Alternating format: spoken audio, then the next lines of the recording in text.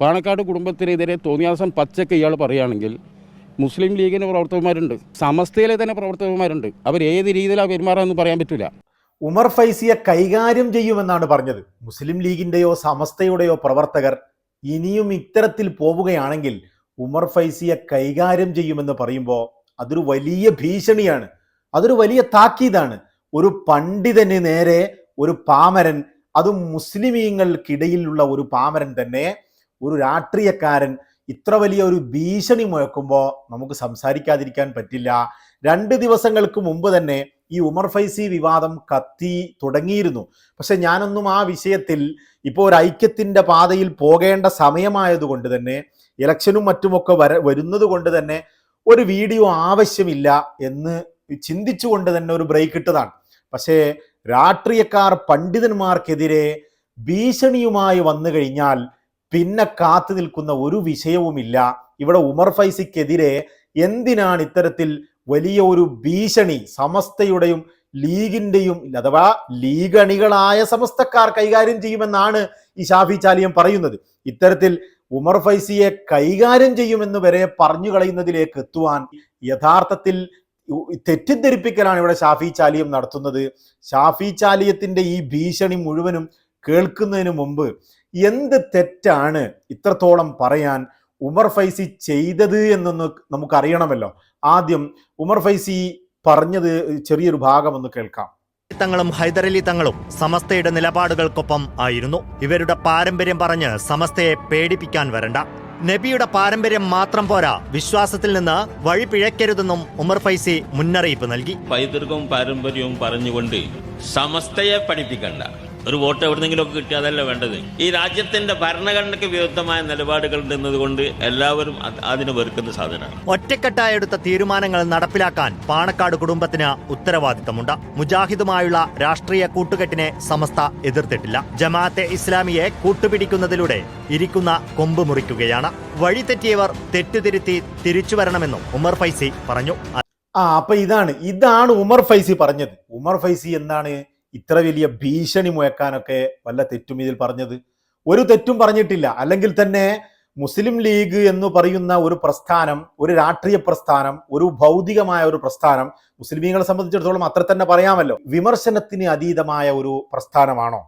മുസ്ലിം ലീഗിനെ ഇവിടെ മാർക്സിസ്റ്റുകാരും BJP-ക്കാരും എന്ന് വേണ്ട, വെള്ളാപ്പള്ളിയും കിള്ളാപ്പള്ളിയും എല്ലാവരും വിമർശിക്കുന്നുണ്ട്. എല്ലാവരും നായികക്ക് 40 വട്ടം മുസ്ലിം ലീഗിനെ ഒരു ഭീകരവാദ പാർട്ടിയാക്കി വരെ ചിലപ്പോൾ CPM-കാർ ചിത്രീകരിക്കുമ്പോൾ പോലും ഇല്ലാത്ത ഒരു വൈകാരികത ഒരു മുസ്ലിം പണ്ഡിതൻ ചെറുങ്ങനെ ഒന്ന് സൂചിപ്പിക്കുമ്പോഴേക്ക് ഈ ഷാഫി ചാലിയത്തിന് വരാനുള്ള കാരണം എന്താണ്?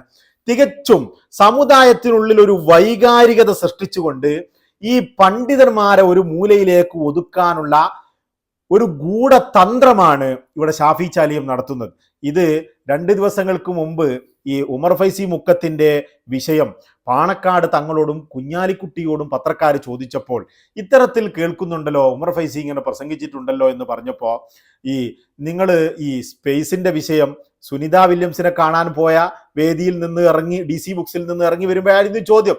നിങ്ങൾ സ്പേസിൽ നിന്ന് നേരെ ഇങ്ങ് ചാടണ്ട എന്നായിരുന്നു കുഞ്ഞാലിക്കുട്ടിയുടെയും സാദിഖലി തങ്ങളുടെയും മറുപടി. അതായത് അവർ പോലും ഇപ്പോൾ ഇതിന് അത്തരത്തിലൊരു മറുപടി ആഗ്രഹിക്കുന്നില്ല, അതിന് അങ്ങനെ പറയേണ്ടതില്ല എന്ന് ചിന്തിക്കുമ്പോഴാണ് പാണക്കാട് തങ്ങളെ പറഞ്ഞാൽ ഞങ്ങൾ വെറുതെ ഇരിക്കില്ല എന്നൊക്കെ പറഞ്ഞുകൊണ്ട് ഒരു വൈകാരികത സൃഷ്ടിച്ചുകൊണ്ട് അതിൻ്റെ ഇടയിലൂടെ പണ്ഡിതനെ അങ്ങ് ഭീഷണിപ്പെടുത്തി കളയാമെന്ന് ചിന്തിച്ചുകൊണ്ട് ഷാഫി ചാലിയം രംഗത്ത് വരുന്നത്. ഷാഫി ചാലിയത്തിന് തെറ്റി. ഇവിടെയുള്ള മുസ്ലിമീങ്ങൾ അല്ലെങ്കിൽ കേരളത്തിലെ ബഹുഭൂരിപക്ഷം സുന്നികളും ഇവിടെ രാഷ്ട്രീയ പ്രസ്ഥാനത്തെ ഇഷ്ടപ്പെടുന്നവരാണ്, മുസ്ലിം ലീഗ് വേണമെന്ന് പറയുന്നവരാണ്. വേണം താനും മുസ്ലിം ലീഗ് ആവശ്യവും അത്യാവശ്യവുമാണ്. പക്ഷേ പണ്ഡിതന്മാരെ തള്ളിക്കൊണ്ടുള്ള ഒരു പ്രസ്ഥാനത്തിനും ബഹുഭൂരിപക്ഷം സുന്നികളും ഇഷ്ടപ്പെടുന്നില്ല, സമസ്തക്കാർ ഇഷ്ടപ്പെടുന്നില്ല. ഇനി സമസ്തക്ക് ഉള്ളിലുള്ളവർ തന്നെ എന്നൊക്കെ പറഞ്ഞ് കൂടുതൽ എക്സ്ട്രീമിസ്റ്റായ മുസ്ലിം ലീഗിനെ അത്തരത്തിൽ കാണുന്ന ചില ആളുകളെ കൂട്ടുപിടിച്ചുകൊണ്ട് വൈകാരികത സൃഷ്ടിക്കാമെന്ന് ഷാഫി ചാലിയം കരുതേണ്ടതില്ല. ഷാഫി ചാലിയം ഇവിടെ ഒരു ഒരു ചാൻസിന് വേണ്ടി കാത്തിരിക്കുകയായിരുന്നു എന്ന് വേണം പറയാൻ. ഇത്തരത്തിൽ സമസ്തയിലെ പണ്ഡിതന്മാരെ സമയം കിട്ടുമ്പോഴൊക്കെ ഇകയത്തുന്ന ഒരു വ്യക്തിയാണ് ഈ ഷാഫി ചാലിയം. ഇവൻ ഒരു ചാൻസിന് വേണ്ടി കാത്തു നിൽക്കുകയാണ് എന്ന് വേണം പറയാൻ. അത്തരത്തിൽ തന്നെയാണ് ഇത് കേൾക്കുമ്പോൾ തോന്നുന്നത്. ഇവിടെ ഇനി ഉമർ ഫൈസി മുക്കം എന്താണ് പറഞ്ഞത്? ഉമർ ഫൈസി 1-2 വിഷയങ്ങളാണ് പറഞ്ഞത്. പൈതൃകം കാട്ടിക്കൊണ്ട് സമസ്തയെ വിരട്ടാൻ വരേണ്ടതില്ല, അത് ശരിയാണ്.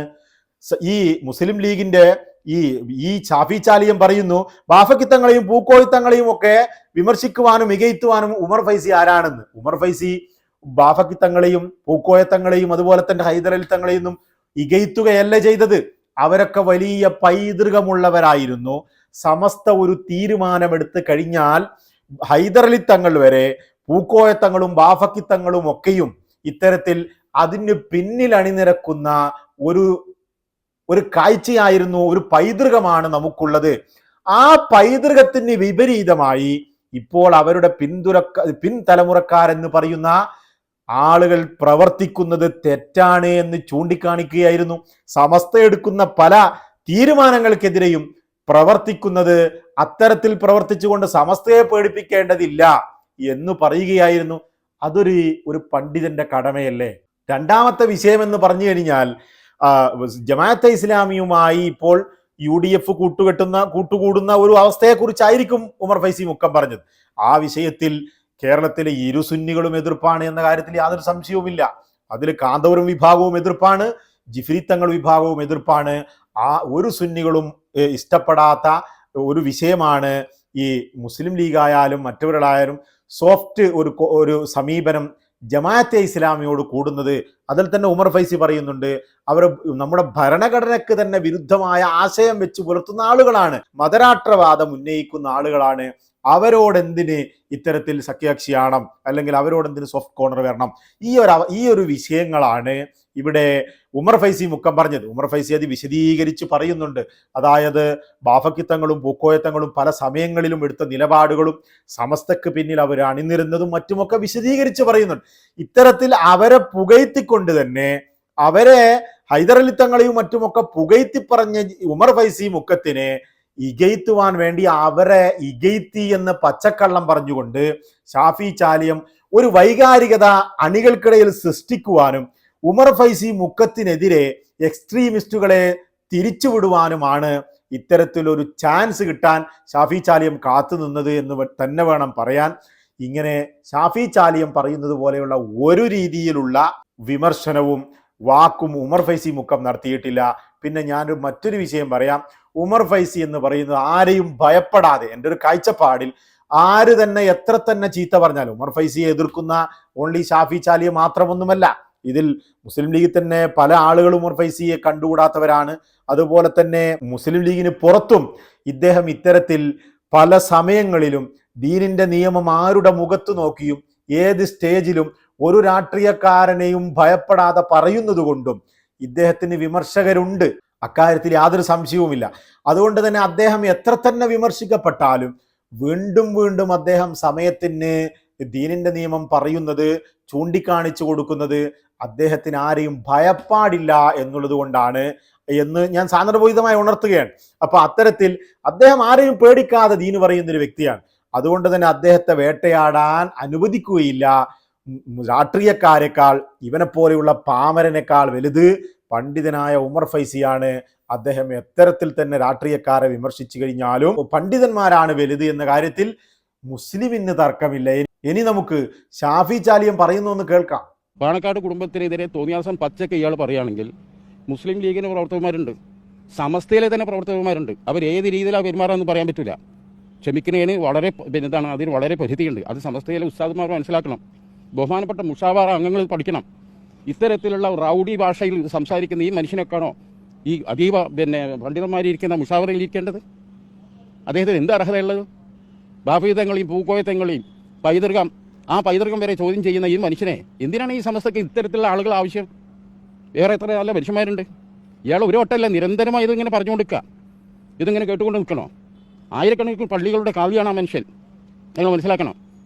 ഞാനീ പറഞ്ഞല്ലോ നേരത്തെ 2 പോഷക സംഘടന സമസ്ത ഇസ്ലാം മത വിദ്യാഭ്യാസ ബോർഡ് ബാഫിക് തങ്ങളാണ് മരിക്കും വരെ അതിനെ നയിച്ചത്. ഈ കണ്ട സ്ഥാപനം മൊത്തം ഉണ്ടാക്കിയ ഞങ്ങൾ സമസ്തക്ക് 10,000 മദ്രസ ഉണ്ടെന്നൊക്കെ ഇയാൾ പറയുമല്ലോ. ആരുണ്ടാക്കിയൊക്കെ ആരുണ്ടാക്കി? അതിനൊക്കെ ഉള്ള പൈസ ഉണ്ടാക്കി പിരിവെടുത്ത് ഉണ്ടാക്കിയതാരാ? പാണക്കാട് തങ്ങന്മാരും ബാഫിക് തങ്ങന്മാരും ഓടി പറഞ്ഞാലേ സമുദായം പൈസയുള്ളൂ. അങ്ങനെ ഉണ്ടാക്കിയതാണ്. ഇയാൾ ഈ ഇടതുപക്ഷ സർക്കാരിലെ 2 കമ്മിറ്റിയിൽ ഇയാളുണ്ട്. അത് നിങ്ങൾ മനസ്സിലാക്കണം. ഇയാൾ ഇടതുപക്ഷത്തിൻ്റെ കീ കൊടുത്ത് അവിടെ നിന്ന് എന്താണ് അവരുടെ തിട്ടൂരം വാങ്ങി ഈ മുസ്ലിം ഉമ്മത്തിൻ്റെ ഐക്യം നശിപ്പിക്കാൻ ഇറങ്ങി തിരിച്ച ആളാ ഇയാൾ. ഒരു പാർട്ടി എന്ന നിലയ്ക്ക് സമസ്തയിലെ പ്രശ്നങ്ങളിൽ ഞങ്ങളൊക്കെ വളരെയധികം സൂക്ഷ്മതയോടെയും ജാഗ്രതയോടെ ഇടപെട്ടുള്ളൂ. നിങ്ങൾക്കറിയില്ലോ ഈ സമസ്ത വേദികൾ ഉപയോഗിച്ച് എന്തെല്ലാം തോന്നിയാസം വിളിച്ചു പറഞ്ഞു. അപ്പൊ അതാണ് പാണക്കാട് കുടുംബത്തിനെതിരെ പച്ചക്ക് തോന്നിവാസം പറയുന്നു എന്നാണ് ഈ ഷാഫി ചാലിയൻ പറഞ്ഞത്. അതൊരു പച്ചക്കളവാണ്. ഒരു രീതിയിലും പാണക്കാട് തങ്ങന്മാര് തോന്നിവാസം പറയുന്ന ഒരു സാഹചര്യം തന്നെ ഉമർ ഫൈസിയിൽ നിന്നുണ്ടായിട്ടില്ല എന്നുള്ളതാണ്. ഉമർ ഫൈസി പറഞ്ഞത് ആരും തന്നെ പൈതൃകം പറഞ്ഞുകൊണ്ട് ഞങ്ങൾക്ക് ഇന്ന പൈതൃകമുണ്ട്, അതായത് ബാഫക്കി തങ്ങളുടെയും പൂക്കോയ തങ്ങളുടെയും ഹൈദരലി തങ്ങളുടെയും ഒക്കെ പൈതൃകമുണ്ട്, അവരൊക്കെ സമസ്തയെ അനുസരിച്ച് ജീവിച്ചവരായിരുന്നു, സമസ്ത പറയുന്നതിനെ ജീവിതത്തിൽ പകർത്തിയവരായിരുന്നു. ആ പൈതൃകം പറഞ്ഞുകൊണ്ട് സമസ്തയെ ഇപ്പം വരണ്ട എന്നാണ്.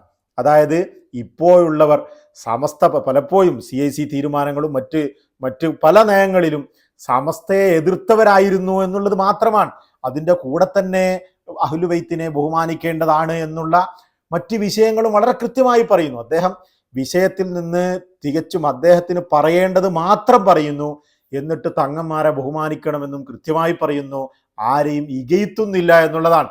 പിന്നെ ഈ മുസ്ലിം ലീഗിനെ അല്ലെങ്കിൽ മുസ്ലിം ലീഗിന്റെ ചില നേതാക്കന്മാരെയൊന്നും വിമർശിക്കാൻ പാടില്ല എന്നുള്ളത് എവിടുത്തെ നിയമമാണ്? ഇതിനേക്കാൾ കൂടുതൽ വിമർശിക്കുന്നവരെ ഇത്തരത്തിൽ വൈകാരികമായി ഞാൻ നേരത്തെ പറഞ്ഞ പോലെ ഈ ഷാഫി ചാലിയം പ്രതികരിക്കുന്നില്ലല്ലോ എന്നുള്ളതാണ്.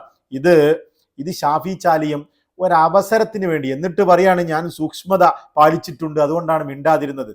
ഏറ്റവും കൂടുതൽ ഈ വിഷയത്തിൽ സൂക്ഷ്മത പാലിക്കാത്ത 2 നേതാക്കന്മാരാണ്. അതിൽ ഒന്ന് ഒതുങ്ങിയെന്നാണ് എനിക്ക് തോന്നുന്നത്. ഷാഫി ചാലിയം തുടർന്നുകൊണ്ടിരിക്കുകയാണ്. മനസ്സിലായില്ലേ? സൂക്ഷ്മത പാലിക്കാത്ത ഒരാൾ തന്നെ മറ്റുള്ളവരും നേതാക്കന്മാരൊക്കെ സൂക്ഷ്മത പാലിക്കുന്ന സമയത്ത് പൊട്ടിത്തെറിച്ചുകൊണ്ട് ഭീഷണിപ്പെടുത്തുകയും എന്നിട്ട് ഞങ്ങളൊക്കെ സൂക്ഷ്മത പാലിച്ചു എന്നൊക്കെ പറയുന്ന ബഡായി, ഇതൊക്കെ കേൾക്കുന്നവർക്ക് മനസ്സിലാവുമെന്നാണ് ഷാഫി ചാലിയം മനസ്സിലാക്കേണ്ടത്. ഇത് ഞാൻ മാത്രം പറയല്ല, ഈ ബാഫക്കിത്തങ്ങളെയും പൂക്കോയത്തങ്ങളെയും ഹൈദരലിത്തങ്ങളെയും ഒക്കെ ഇകയത്തിയിട്ടില്ല എന്ന് ഹമീദ് ഫൈസി പറയുന്നത് നമുക്കൊന്ന് കേൾക്കാം. ഞങ്ങൾ ചരിത്രത്തിൽ ഈ പറഞ്ഞ മഹാത്മാക്കളായ ബാഫക്കിത്തങ്ങളെയും പൂക്കോയത്തങ്ങളും അവർക്ക് സമസ്തന്റെ ലീഡർഷിപ്പിലുള്ള ആളുകളാണ്. അവർ ഞങ്ങൾ അവമതിക്കുമോ? ഒരു കാരണവശാലും അവമതിക്കില്ല. അവമതിച്ച ചരിത്രം അങ്ങനെ തെളിവുണ്ട്, തിരിക്കാനും കഴിയില്ല. മറിച്ച് ഇയാളുടെ പാർട്ടി എന്ത് ചെയ്താണെന്ന് വെച്ചാൽ അടിസ്ഥാനപരമായി അങ്ങനെ പ്രവാചകന്റെ കുടുംബപരമ്പരയോട് ജീവിച്ചിരിപ്പില്ല അവർ അസ്തിത്വം തന്നെ ചോദ്യം ചെയ്യുന്ന ആള് കൂട്ടത്തിൽപ്പെട്ട അദ്ദേഹം. എന്തായിരുന്നാലും അദ്ദേഹം പറഞ്ഞതായിട്ട് ഫുള്ള് വാസ്തവവിരുദ്ധമായ കാര്യങ്ങൾ. അപ്പൊ അതാണ് ഈ ഷാഫി ചാലിയം എന്ന് പറയുന്നത്. ഈ പ്രവാചകന്റെ പരമ്പര തന്നെ ഇവിടെ ജീവിച്ചിരിക്കുന്നില്ല എന്ന് അപ്പൊ അതാണ് ഈ ഷാഫി ചാലിയം എന്ന് പറയുന്നത്. പ്രവാചകന്റെ പരമ്പര തന്നെ ഇവിടെ ജീവിച്ചിരിക്കുന്നില്ല എന്ന് പറയുന്ന വിഭാഗത്തിൽപ്പെട്ടതാണെന്നാണ് ഹമീദ് ഫൈസി അമ്പലക്കടവ് ഇപ്പൊ പറഞ്ഞത്. അതായത് ഇദ്ദേഹം ഒരു പുത്തൻവാദിയാണ്, വേറെ ഒരു ഭാഷയിൽ പറഞ്ഞാൽ മുജാഹിദ് അനുയായിയാണ് എന്നൊക്കെ വേണമെങ്കിൽ നമുക്ക് പറയാം. അത്തരത്തിൽ പുത്തൻവാദി ആയതുകൊണ്ടാണ് അവസരം കിട്ടുമ്പോഴൊക്കെ സമസ്തയുടെ പണ്ഡിതന്മാർക്ക് നേരെ കുതിര കയറുന്നത് എന്ന കാര്യത്തിൽ ഇപ്പോൾ യാതൊരു സംശയവുമില്ല.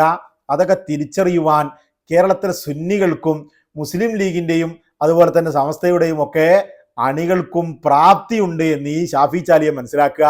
ഈ മുജാഹിദ് ആശയം വെച്ച് സുന്നികളെ വെക്കിട്ട് കയറിയിട്ട് ഉമർ ഫൈസിയെ തല്ലിച്ചു കളയാം, പെരുമാറിച്ചു കളയാം എന്നൊക്കെ കരുതുന്നുണ്ടെങ്കിൽ വിഡ്ഢികളുടെ സ്വർഗത്തിലാണ് എന്ന് മാത്രമേ ഇവിടെ പറയാനുള്ളൂ. അതുകൊണ്ട് സമയം കിട്ടുമ്പോഴൊക്കെ സംസ്ഥയുടെ നേതാക്കന്മാരെ ഇകയത്തിക്കളയാമെന്ന് താൻ ധരിക്കേണ്ടതില്ല എന്നാണ് ഷാഫി ചാലിയത്തോട് പറയാനുള്ളത്. ഉമർ ഫൈസി മുക്കം ഒരു തെറ്റും ചെയ്തിട്ടില്ല. ഈ മുസ്ലിം ലീഗും നേതാക്കളൊന്നും വിമർശനത്തിന് അതീതമല്ല. മുസ്ലിം ലീഗിനെ ഇവിടെ മുസ്ലിമീങ്ങളും അമുസ്ലിമീങ്ങളും BJP-ക്കാർ വരെ വിമർശിക്കുമ്പോൾ മുസ്ലിമീങ്ങളിൽ നിന്ന് തന്നെ ആരെങ്കിലുമൊക്കെ വിമർശിച്ചാൽ ഇത്തരത്തിൽ ഭീഷണിപ്പെടുത്തേണ്ടതും ഇല്ല. തങ്ങന്മാരെ ബഹുമാനിക്കണമെന്നും അത് മുസ്ലിമീങ്ങളുടെ ചര്യയാണെന്നും നിനക്കറിഞ്ഞുകൂടാ. പക്ഷെ നിന്നെക്കാൾ അറിയാവുന്നതും അത് പഠിപ്പിച്ചു കൊടുക്കുന്നതും ആളാണ് ഉമർ ഫൈസി എന്ന് താൻ മനസ്സിലാക്കിയാൽ കൊള്ളാം. തൽക്കാലം വിടാ, നമുക്ക് വീണ്ടും കാണാം.